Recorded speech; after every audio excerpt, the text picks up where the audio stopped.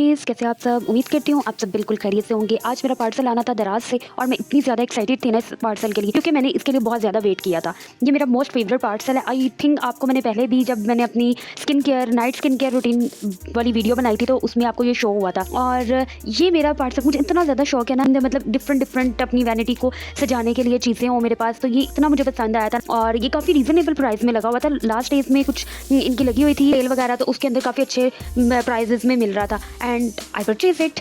और मुझे लिटरली ये बहुत प्यारा लगा था, बहुत खूबसूरत, जैसा इन्होंने दिखाया हुआ था वैसा ही एज इट इज़ आया था। खैर उसके बाद मैं चली गई थी मैकडॉनल्ड। आज मेरा बर्गर खाने को बहुत दिल चाह रहा था, बट ना दिल चाह रहा था ना, उतना ही दिल ख़राब हो गया, क्योंकि ये बर्गर बिल्कुल भी मेरे एक्सपेक्टेशन के मुताबिक नहीं था, बिल्कुल भी मज़े का नहीं निकला। इतना अजीब, मतलब ठीक है नॉर्मल सा टेस्ट था, इतना कोई खास भी नहीं था। समटाइम बहुत सारी चीज़ें ना इंसान की एक्सपेक्टेशन से हट कर होती हैं और इंसान उस चीज़ के लिए कुछ भी नहीं कर सकता, क्योंकि होता वही है जो मंजूर खुदा होता है। और अल्लाह ताला का जो प्लान होता है वो हमारे प्लान से ज़्यादा बेहतर होता है। हम जो चीज़ प्लान कर रहे होते हैं ना, उससे कहीं ज़्यादा बेहतर अल्लाह ताला ने हमारे लिए सोचा होता है, तो वो चीज़ हमारे लिए बहुत बहुत बेहतर होती है।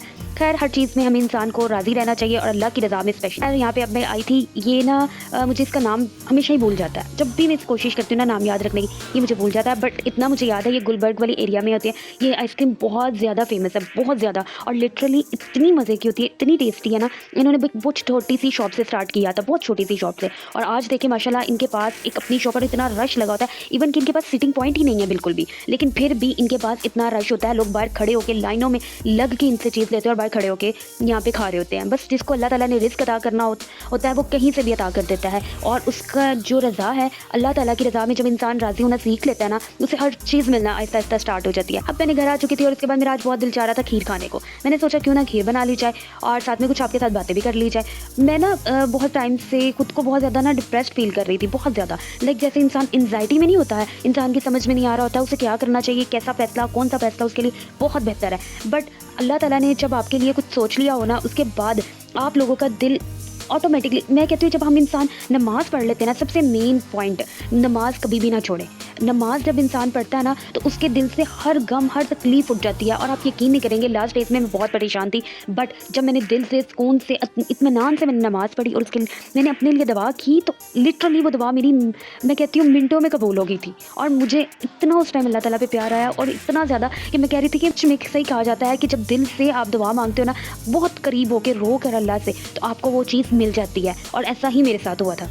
इस तरह से मेरा ईमान अल्लाह ताला पर और मजबूत हो गया, इतना ज़्यादा हो गया है कि मैं अब कोई भी मेरे सामने परेशानी आती है, छोटी सी भी हो ना, इवन कि थोड़ी सी भी प्रॉब्लम हो, मैं नमाज़ पढ़ती हूँ, जल्दी से वज़ू करती हूँ, नमाज़ पढ़ती हूँ और अल्लाह ताला से फ़ौरन मांगना शुरू कर देती हूँ, क्योंकि उसके सिवा कोई हमें अता कर ही नहीं सकता।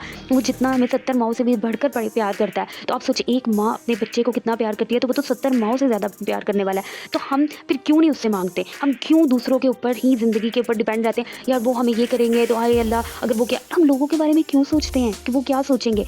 अगर हमने यही चीज़ें सोचनी है तो हम कभी भी ज़िंदगी में कामयाब नहीं हो सकते। मेरा अब ये मानना है और मैंने अपने दिल में ये चीज़ ठान ली है, और नज़र बहक है, ये बात सच में मुझे अब समझ आ चुकी है। अब अपनी चीज़ जब तक वो पूरी ना हो जाए, कभी भी किसी के सामने रिवील ना करें, क्योंकि लोग इतने ज़्यादा हसद करने वाले होते हैं, आपको नहीं पता, आपके अपने ही होते हैं, आप नहीं जानते कोई क्या सोच रहा होता है। बहुत कम लोग होते हैं जो आपका भला चाहते होते हैं, लेकिन मोस्ट ऑफ द टाइम सांप होते हैं जो आपको डसते हैं लेकिन पता भी नहीं लगने देते। आज बहुत ज़्यादा लंबी बातें हो गई। मेरा बहुत दिनों से दिल चाह रहा था कि मैं कुछ अपने दिल का शेयर करूं, तो सोचा क्यों ना आज व्लॉग में शेयर कर दूं। उम्मीद करती हूं आज का व्लॉग आपको बहुत पसंद आया होगा। अगर पसंद आया तो शेयर, कमेंट और लाइक करना बिल्कुल मत भूलिएगा। सब्सक्राइब करना तो आपने लाजमी है। मिलते हैं तब नेक्स्ट व्लॉग में, तब तक के लिए अल्लाह हाफिज़।